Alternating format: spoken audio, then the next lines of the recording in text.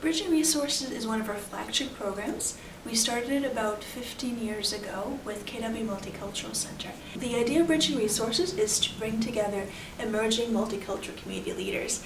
And what that means, it sounds very abstract, but really what it means is you represent a multicultural group, you care about your community, you have passion for what's going on, you've paid attention to the needs of your community, and you want to do something about it. The Leadership Development Training, which is one of our newest programs coming from Bridging Resources, the idea of it was to give emerging multicultural leaders the opportunity to get a structured training on community development skills. So a lot of them have these skills naturally, or they were doing this sort of work in their first country or the country of birth, but the idea of it was to adapting it to the Canadian context or giving more of a sort of formalized training. People were asking us for this. They were asking us for public speaking skills, facilitation skills, conflict negotiation, and they would say to us, "You do this, can you tell us how you do it?" So of course we started that program. It's a 12-week program. It's sort of every Wednesday evening for 12 weeks, runs for 2.5 hours, and it's content and it's also a lot of discussion. As I said, these group leaders really have so much to give and so much to share that the sharing component of it is really important to the training. It was around the table, like you have people from around the world. It was just looking like a small United Nation site, and everyone was so passionate, and there was lots of energy, lots of motivation, ideas. We very much believe and encourage people to build on their strengths, and we firmly believe that people know what needs to get done and they can come up with their own solutions to their problems. And I think that's a value that extends to my work, and I'm very proud to be able to do that, to go to people and ask them, what are your needs? What do you see as the possible solution? What do you have already available to you?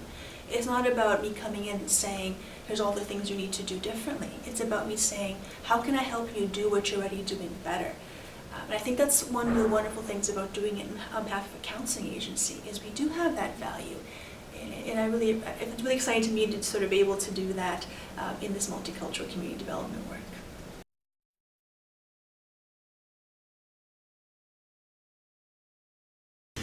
Well, I see two benefits in having a training for multicultural leaders. One is to have those communities get closer and more familiar and more on ease with programs and services. Have different community groups getting together and seeing, it's not just my community dealing with our kids not doing well at school, or with violence, or with financial stress. It's everybody's dealing with this. And just to hear that and to hear how other people are dealing with it can be very, very helpful.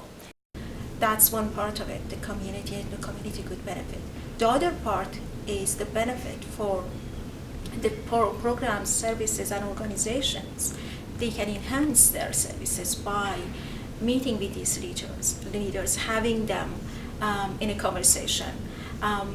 So when they are putting together a guideline, putting together a program to look at the sensitivity, cultural sensitivity, is there something they need to be more careful about? Is there something they need to say more or even say less when they want to approach and encourage families to come and, for example, use mental health services or counseling services?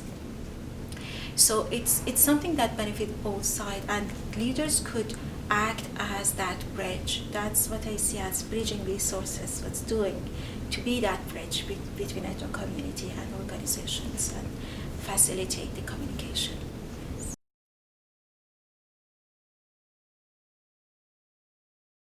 And how you get involved is just give me a call and I'll talk to you a little bit about the group.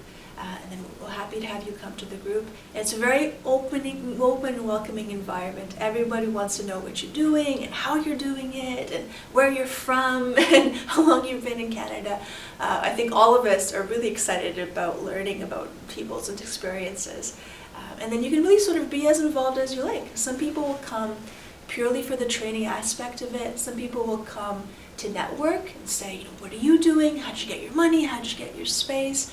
And for some people, it's really more an opportunity to feel as though they're not alone in Canada and there's other people that are going through the same thing you are.